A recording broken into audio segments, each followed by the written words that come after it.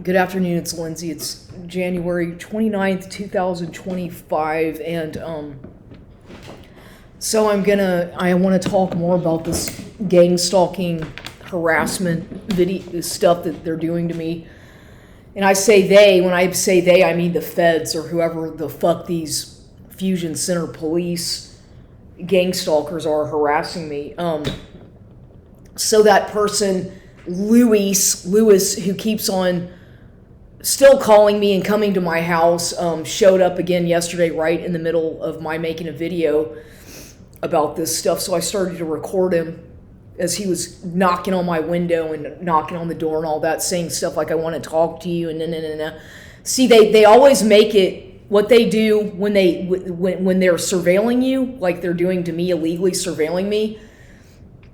They show up unannounced, right? And I'm talking about narcissists who are controlling and think that, that they can just come and go out of your life. So he shows up, obviously, right when I'm making a video, like he always seems to do, because I had him blocked on my phone. He shows up, so I started recording him. I started recording what was going on, and then he's like, oh, let me come in, I want to talk to you. So I let him in my house, okay? This was, first of all, he came by once, and so I started recording it. And then I said, go away, and then he finally left, okay? And whenever, the first time yesterday that he pulled up, I saw a woman get out of the back of his car. Some woman got out of the back of his car and was walking down the sidewalk. Some white woman, okay, lighter skinned, looked like a, whatever. She got out of his car as he had pulled up into my driveway. I saw that happen, and I was asking him about that, and he was in denial. So see how they set you up to, it's like they're trying to show you the person who they're involved with. He's trying to triangulate me with this person who he's, this woman, whoever the fuck it is that he's messing around with. And every single time, I've talked about before how every time he would show up here at my house, there'd be women like walking up and down the sidewalk. Every single time that he would come to my house, most of the time unannounced, because by that time I had already had him blocked, and he'd just show up. There would always be women walking back and forth on the sidewalk, right by his car, trying to get his attention. And but this time I saw that woman get out of the back of his car. Okay, so he's clearly. This man is clearly involved with some kind of shady pimping or something that has to do with human trafficking or pimping or something. I don't know. I don't know what he does exactly, but I know that a lot of what he does or what he tells me is a lie. And so I've told him over and over again, leave me alone. I don't trust you. There's something about you that makes me nervous. And I'm excited. I'm talking really fast right now. I'm sorry, because I have had a long, it's really nasty weather outside. I woke up early this morning thinking that I was going to my plans change, obviously, but I was supposed to have a phone appointment at 11:30. So what happened was I had my morning routine. I did a lot of stretches and whatnot and did whatever, and then had it all planned out in my mind what I was going to do. So I get to the fucking gym that I went to, one of the gold gyms, and I was waiting. First I thought the thing was going to be at 11, but when I looked at the paper again, it said 11:30 from this Social Security they were supposed to call me for my disability, right? My SSI, which I should be on regular disability, should have been on it a long time ago, but they're giving me a fucking hard time for this for whatever reason. So I was expecting the call. So I was waiting. At 11:30 came. They didn't call. And I'm waiting. I'm like, fuck it. They're not going to call. Because it's like, well, if they're going to say, it said on the paper 11:30 was my appointment. So I was like, okay, well, I guess they're not going to call me. So before I decided to go inside the gym, because I was wanting to go inside the gym, I was having to fucking wait in my car, and just, this is the shit they do to make you look stupid, right? It's always, for me, because they want to figure out, what goal is she going to go to the gym at this time, or they want to fuck with your schedule. They want to fuck with your fucking your schedule, your routine, so that they can try to behavior modification or, basically fuck with you or control you. It's all about control. And it's the fucking feds doing this shit for sure. It's the government. No fucking doubt about it. And I don't care if you people are in denial about that, but as a targeted individual going through gang stalking and all this surveillance shit for so long, still thinking that I don't know that I'm too dumb to figure that out. No, I know good and well how these motherfuckers operate. They're real. They try to be really sly about it, but it's so fucking obvious to me when I'm being stalked in the parking lots or people keeping tabs on me, albeit subtle. Sometimes I can pick up on all this stuff, okay? It doesn't get past me because I see everything, okay? I might not look the right way or dress the same way or whatever, play the fucking role or put on a fucking act like they want or read from a fucking script that most of these people are so fucking scripted. I have the gift of discernment. Believe it or not, I have very good observation skills. I have a photographic memory, and I'm not that fucking stupid. I'm pretty fucking bright in a lot of ways. I might, so don't underestimate my intelligence based on bullshit, superficial crap, which they always fucking do, especially at the fucking gym, when there's so many stuck-up people in this society. And a lot of them happen to go to gyms, okay? Go figure. They're always flaunting themselves, taking selfies and sticking their fucking ass out in the mirror, trying to, these women, I see the way they behave, or men too, and it's just like, I just don't want to have anything to do with that shit. I don't want to get involved with that stuff. I just go there to do what I'm doing, and then I leave. And I change my clothes in the fucking bathroom stall because I like my privacy, even though I know there's surveillance there. You can feel the surveillance in the locker room. I can sense that I'm being watched. I can feel it. I can feel the cameras. I can feel the surveillance. You can feel it. I can pick up on these things. So I don't like to, I'm very modest. I don't like, most women like to, the shit that women do when they get together in these little gossiping fucking bullshit groups, it's nauseating. That's why I listen to my fucking headphones. I don't want to fucking hear it. I don't fucking care. I don't get along with most women because they're fucking annoying. Most of them are fucking annoying. But as soon as I walked in the locker room this morning at the Gold's Gym, one that I go to out west, I'm not going to even say the location, it doesn't matter, but it's further out west, San Antonio. There's this woman, as soon as I'm going in there, it's already like, by this time it's like 11:45 or something, because I waited and waited for the phone call from the Social Security, whatever, and they didn't call. So I was like, okay, fuck it, I'm going to go in the gym now. Let me go ahead and go in there after waiting in my car for all that fucking time and doing some stretches outside the car and all that shit in the fucking parking lot. So I go in there, and there's this woman talking, oh yeah, and Kristen, and going to brunch. Kristen, she said, and Kristen and so-and-so went to brunch, okay? It was so scripted. And I'm thinking, oh, Kristen, oh, wow, that name, that's the same woman who had contacted me from Kansas City, Missouri, or whatever, or Wichita, Kansas, something originally from this fucking Social Security shit. Her name was Kristen, supposedly my caseworker, Kristen, from Kansas City or Wichita Falls, Kansas, something like that. I forget, but that's where the original Social Security stuff that I got in the mail was at address. And why the fuck would they have somebody in fucking Wichita, Kansas being my caseworker when I live in San Antonio, Texas? But so now it's all fucking gaslighting mindfuckery. You see the fucking government, the way they do this shit, and thinking that I don't remember things, and I'm that dumb to not put two and two together when I'm a targeted individual. I'm standing up for my civil rights and my liberties and the Constitution rights that I have as a citizen of the United States, and I'm fucking tired of being gang stalked, monitored, surveilled, gaslit, and character assassination every fucking day everywhere I go. Okay, I'm fucking tired of it. So yeah, I fucking fight back, because nobody's gonna do it for me. Nobody except myself. I have to be my own advocate for everything that I go through every fucking day with these total fucking strangers stalking me everywhere I go, constantly. Okay, so you can hate me and I don't give a fuck what people think about me. All I know is that I go out in public, I mind my own fucking business, and I have the right to live my life. I don't give a shit what you people think about me. I could not fucking care less that people dislike me, because I've gotten quite used to that, actually, being a targeted individual for this goddamn long. I'm not here to fucking kiss your ass or fucking laugh at your fucking dumb jokes and put on a fucking mask and act gossip fucking city everywhere you go with these women, especially fucking dumb women. Shut your fucking mouth, bitch. Quit gossiping. They don't know how to stop gossiping in public. That's why they're just so fucking annoying.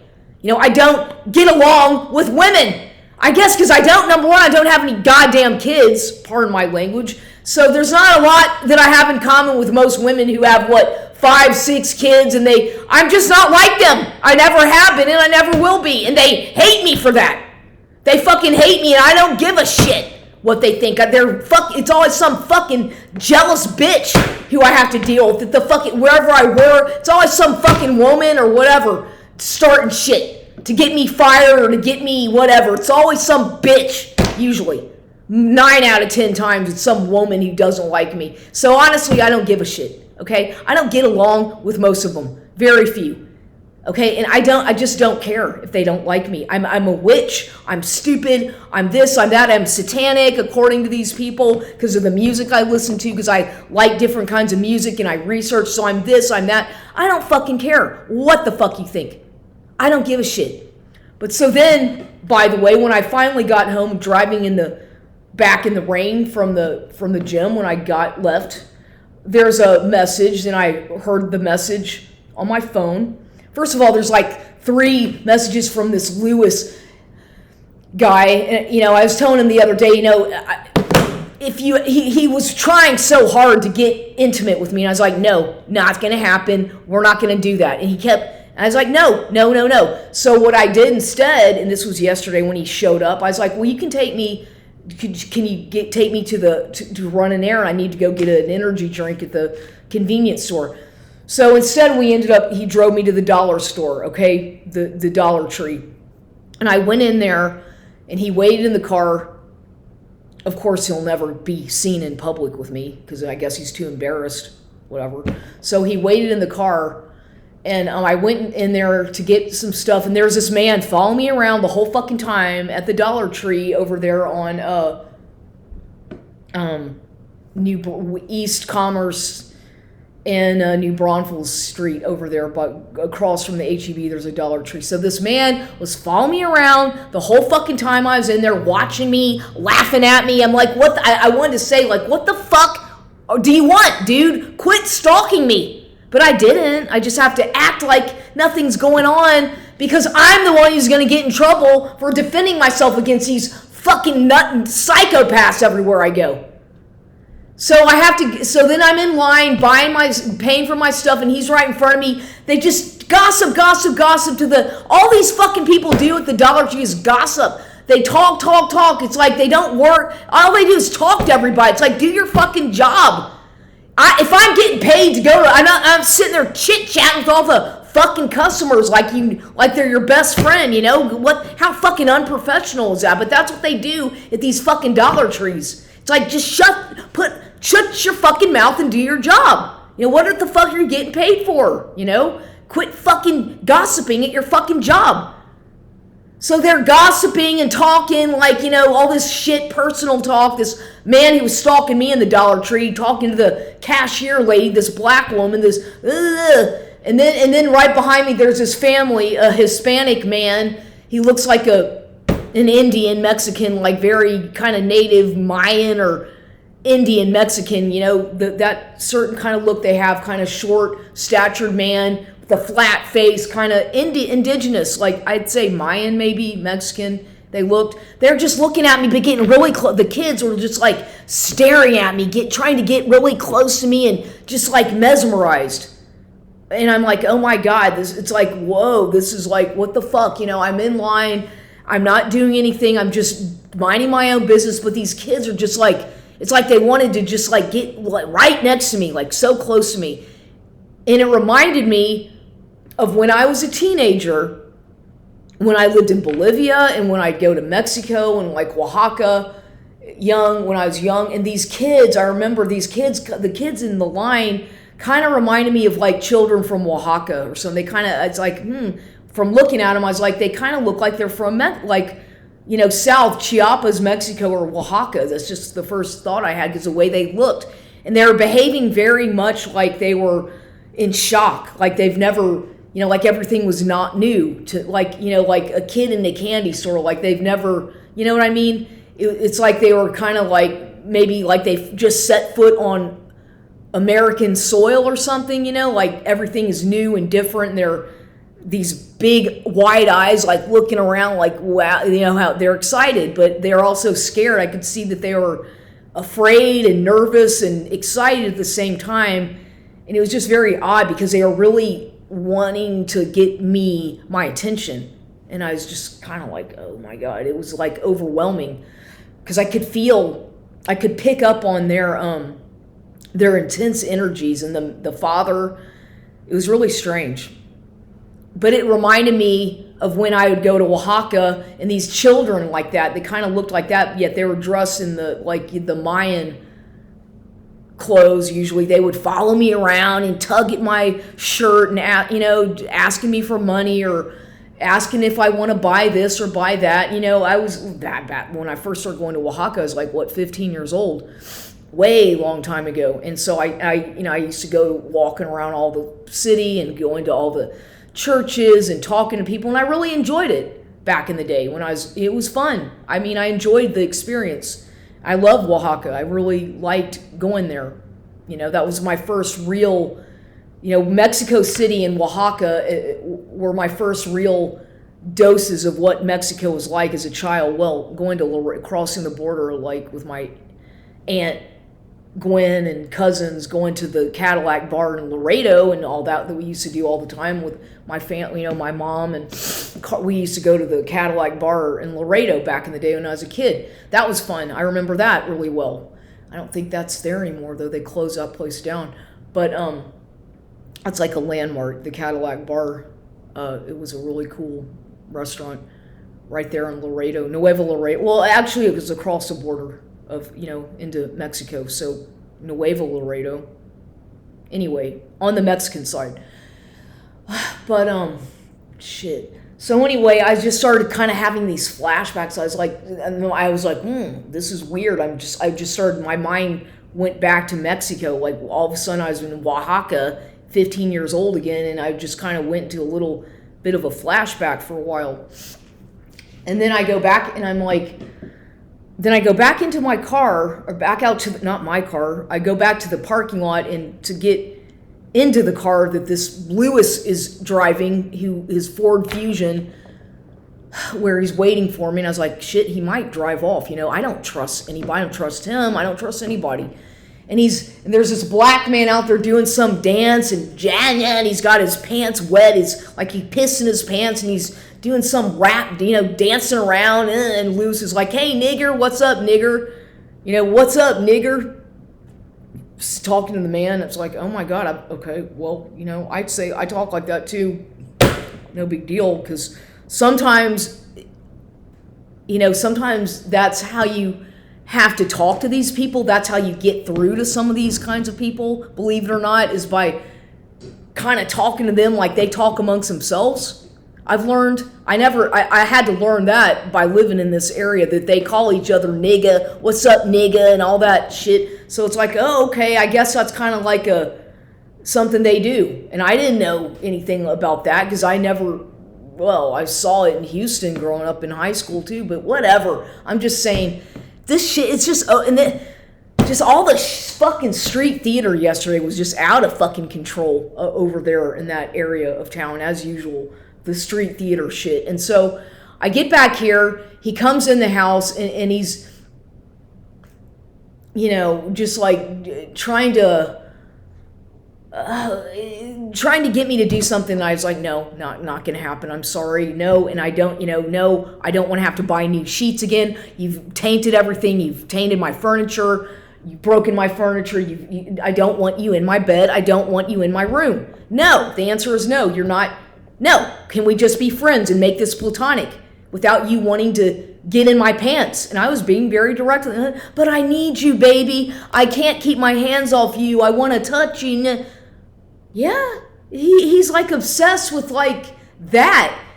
And it's weird because it's like, it's like we're not even, it's like this is this hoovering shit that I'm just trying to, yesterday I was just trying to be very cordial and nice. And it's like, thank God, because he wants me to scream and react so that I can look crazy. Even though I saw that fucking woman get out of his car, I still let him in my house.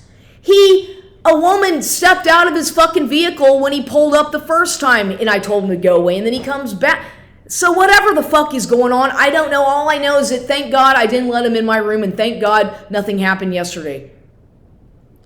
Because I said no. And then he's like, "Co, please, can I come over tomorrow? Can I come over later?" I said no. I said, no, you bring over your own fucking sheets. You can go sleep in that fucking room or whatever, your own mattress. But no, you're not getting in my fucking room on my bed and messing up my sheets. And then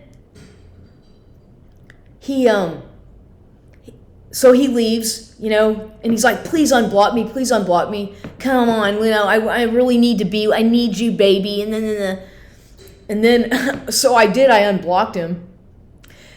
And so then later that night he texts me, "Oh baby, I went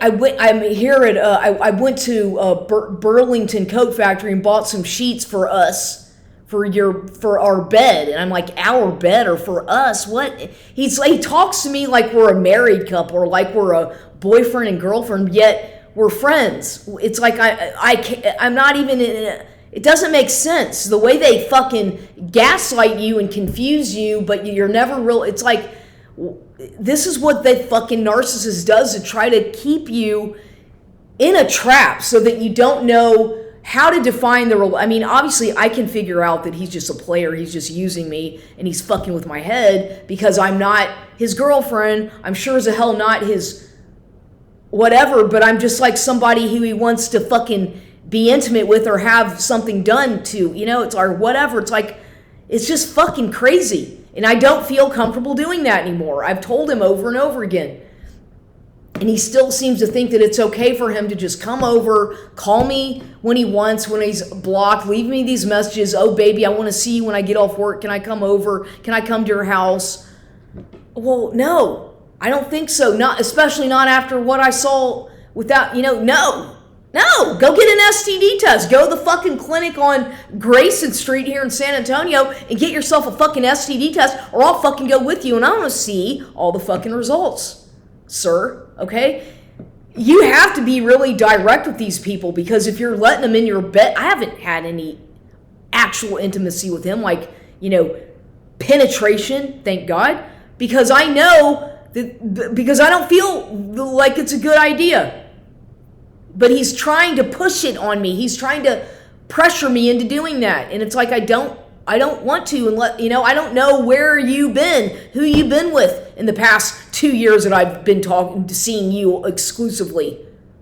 I don't know where the fuck you've been sticking that thing or what, and it just, something tells me no, he's lying to me. Something's not right. And I'm going with my instincts, and something's protecting me from doing that because I feel like he's just, something's off, and it's like he's so pushy and aggressive and like, it's like he acts like he can't live without me. He's like, it's like he literally, I can't be with you, I need to be with you. It's like he's very needy and clingy, and it's confusing because it's like there's a part of me that feels like almost like feels bad for him, or feels like, what can I do? How can I help? I don't know what to do. And there's another part of me that's just like angry at him. Like, how dare you? How dare you come into my house and violate my boundaries and mock me and exploit me sexually and take advantage of me when I'm vulnerable,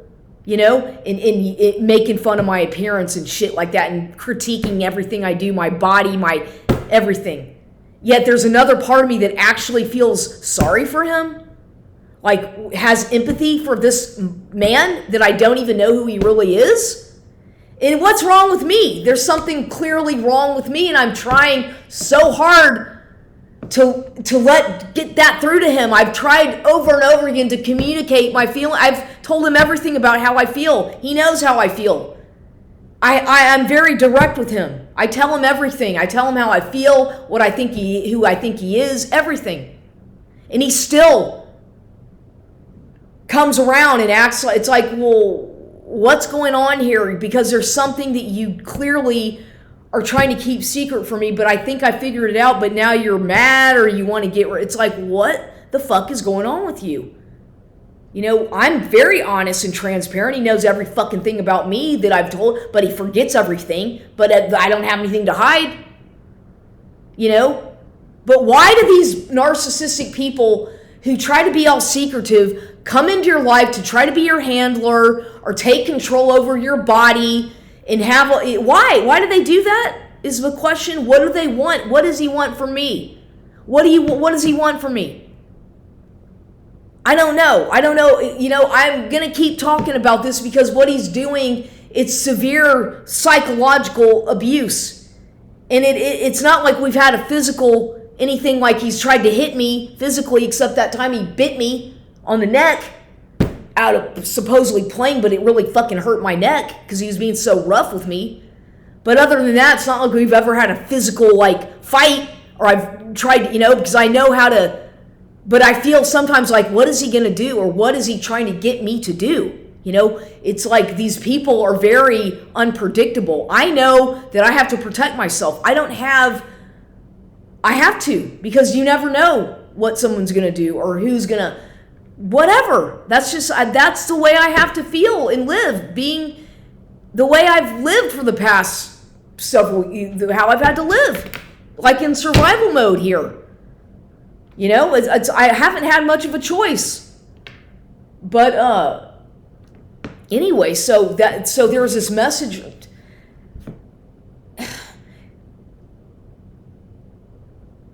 No, just crazy shit. And speaking of which, when I went and got to the brakes the other day, the brake check, the guy's name was, because the black guy who was helping me, when I asked him, I said, what's your name? Curtis was his name, this black guy at the brake check. And he was kind of acting all cool, you know, kind of. And I saw him smoking, I guess he was vaping or doing something that he was trying to be really, it's like, I don't give a shit, you know. I didn't smell any marijuana, but who knows what the fuck he was smoking, but he was smoking something. When he was supposed, you know, I saw him doing it. He was by the wheel of my tire, kind of. There was this pole thing over there in the garage at the brake check, and I saw him get a cigarette and smoke something, and then he put it away really fast. But I saw him do the whole thing. I'm like, I don't know. I didn't smell any marijuana. I don't know, but I'm just saying. Okay, so anyway. His name was Curtis, and then, so I get this call today from, listen to this, just more coincidental shit, but I'm crazy, so I don't know anything, I'm just delusional, you know, the way my fucking schizophrenic brain works, with all this fucking gas surveillance government shit. Listen to this.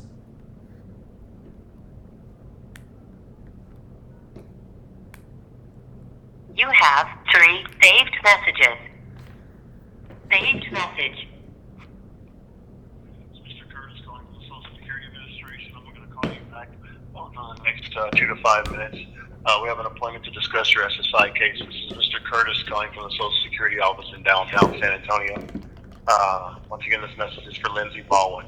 Mr. Curtis calling from the Social Security Administration. This office in downtown San Antonio on Cesar Chavez. Thank you. To replay this message, press 1. Once again. To delete, press 7.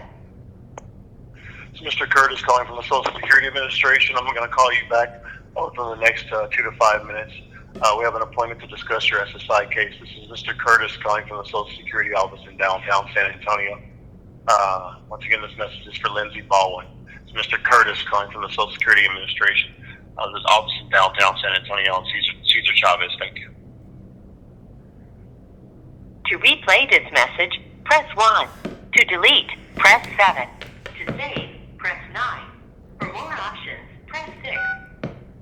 To replay this message, press 1. To forward this message, press 2. To hear the message header information, press 5. To delete from 12104535892. Received today at 12:28 p.m. Okay, well, see, 12:28 p.m. is when he called. Now, mind you, the letter that I had gotten from Social Security like a week ago or whatever said that they would be calling me at 11:30. So, go figure. I waited till like 11:45. I said they didn't call, so that's when I went ahead and went inside the gym. And of course, by that time that he called, I didn't have my phone turned on because I'm focused on my fucking exercise routine, which these fucking people know. That when I go there, I'm fucking working, okay? I don't have my fucking phone at all. I'm listening to my fucking music and I'm focusing on what the fuck I'm doing there. Unlike most dumb fucks on their fucking phones not doing anything. Except fucking around, basically. At the gyms. I see all that shit. I'm on the fucking treadmill busting my ass because I like it. So yeah, so he did call, but at 12:28, not 11:30. Like I fucking waited all. My whole fucking day got fucked up because of that. Basically, they assume that I'm just somebody who doesn't have a life, that I don't do anything, that I just go around moping. And no, I'm fucking taking care of my health. God damn it! I don't believe in your fucking Western medicine shit. I exercise is my medicine, dumb fucks, and supplements, vitamins, big fucking deal. Unlike most people stuck on their fucking goddamn pain pills and shit like that, who whine and mope. Well, get on your fucking ass and go to the fucking gym. You know, don't fucking tell me how to live my life. I've been doing this for years. I don't need anybody to fucking interfere with my health, especially not the fucking government. And it's another thing. I supposedly had Blue Cross, Blue Shield health insurance, and now I didn't even sign up for that shit. But all of a sudden, they're sending me all this shit like I better pay now $32 or they're going to cancel it and it's going to end. I'm like, fuck that. No, fuck cancel it. I don't give a shit. I'll pay for my gym membership. I don't need your fucking health insurance shit. Fuck Western medicine. I don't use a shit. All they want to do is use me as an experiment. Like, oh, you don't have my fucking permission to do that. God damn it. Because I have O negative blood, because I'm a vegetarian, and I exercise a lot. And I take supplements, big fucking deal. And I don't take your fucking psychiatric fucking mental shit, and I don't take fucking pain pills and shit that a doctor prescribes. Fuck that. I never do. And I never will. So leave me the fuck alone, quit fucking using me as an unwitting lab rat for the fucking government. Fuck you. And let them fucking know this. Fuck off. Because it's the fucking feds doing this shit. They just are there to harass, stalk, surveil. And listen to this, something else.